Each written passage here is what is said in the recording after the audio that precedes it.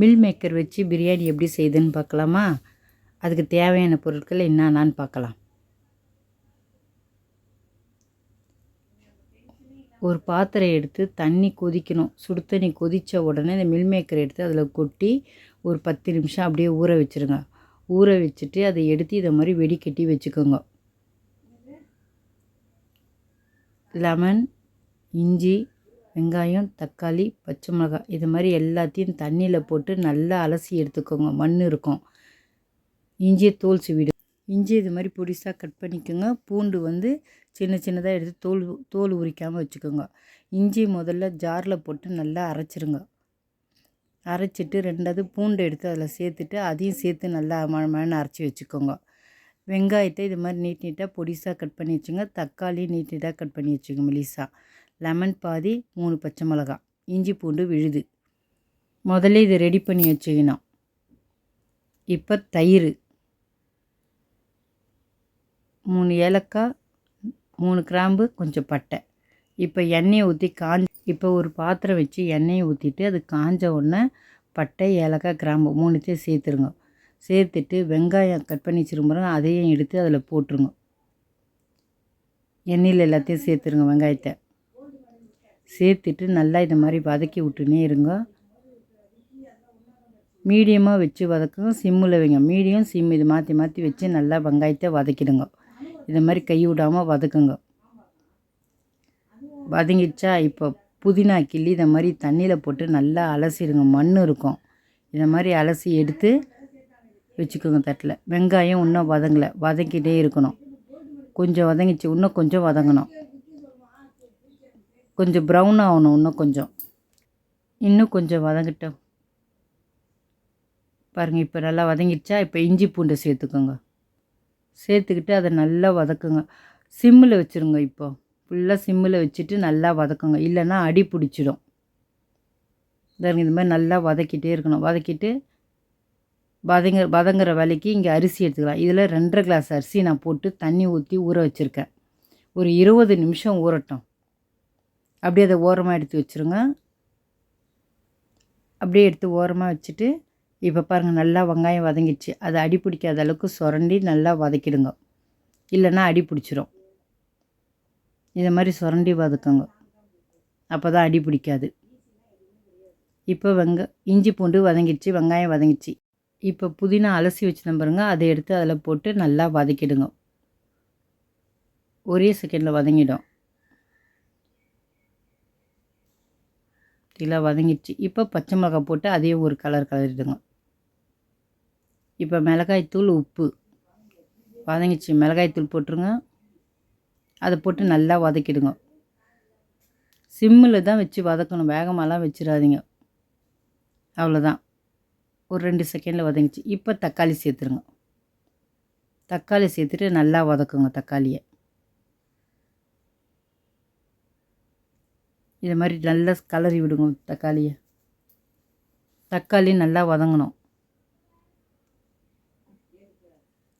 அது வதங்குற வேலைக்கு இந்த மில் மேக்கர் தண்ணி இருக்கும்.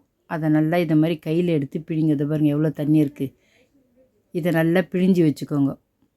தக்காளி வதங்குற வரைக்கும் இதை பிழிஞ்சு வச்சுக்கோங்க. எடுத்து இதை மாதிரி அழுத்தி பிழிங்க, உடையாது.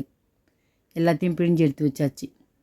இப்போ அந்த தக்காளி வதங்கின உடனே மில் மேக்கரை எடுத்து கொட்டி நல்லா வதக்கிடுங்க. இப்போ கொஞ்சம் அடியில் சுரண்டி கலருங்க. அப்போ தான் தீயாது. இல்லை மேலட்ட கலர்னா தீஞ்சிரும். இதை மாதிரி சுரண்டி கலருங்க. நல்லா கலரி விடுங்க.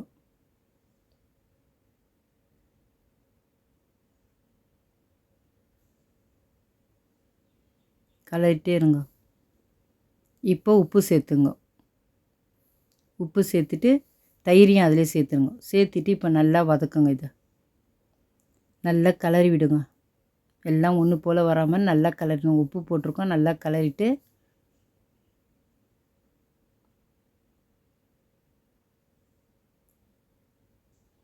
அடி பிடிச்சிரும். தயிர் போட்டிருக்கோம். அடி பிடிக்காதனால நல்லா கலருங்க.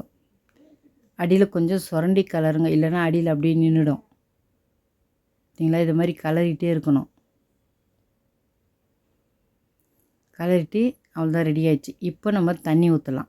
1 கிளாஸ் தண்ணி, 2 கிளாஸ் தண்ணி, 3 கிளாஸ், 4 கிளாஸ், 5 கிளாஸ்.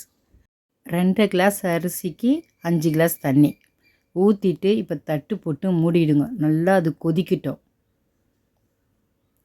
இது பாருங்க கொதிக்குது, நல்லா கொதிக்குதா?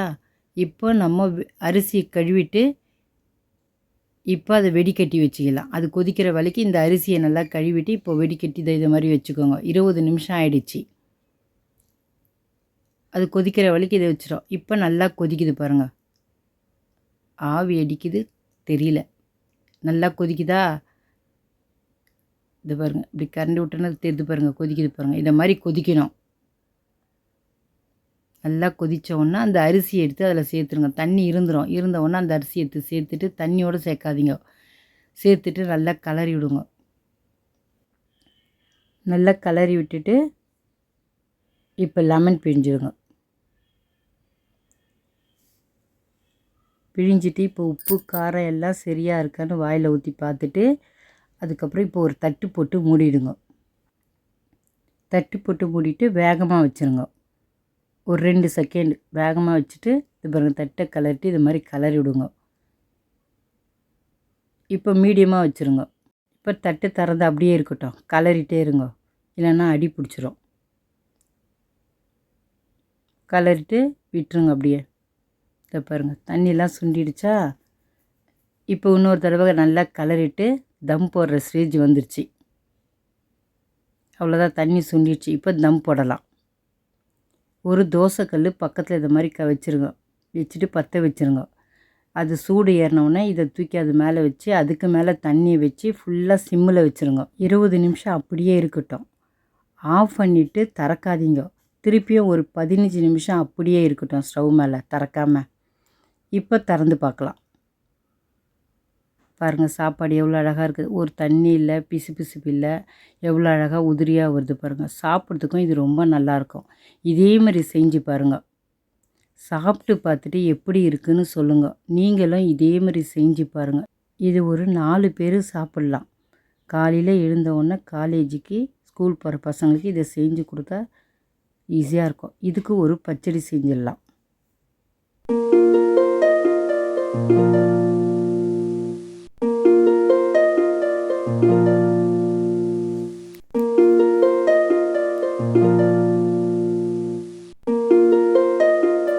லைக் பண்ணுங்க, ஷேர் பண்ணுங்க, மறக்காம நம்ம சேனலுக்கு சப்ஸ்கிரைப் பண்ணுங்க. தேங்க்ஸ் ஃபார் வாட்சிங்.